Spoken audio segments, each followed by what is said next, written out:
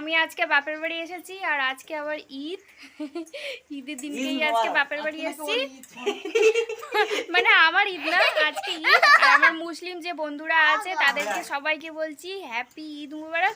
সবাই ঈদটাকে ভালো করে মানে এনজয় করে কাটাও। তো দেখো হ্যাঁ আজকে আবার বোখরা ঈদ।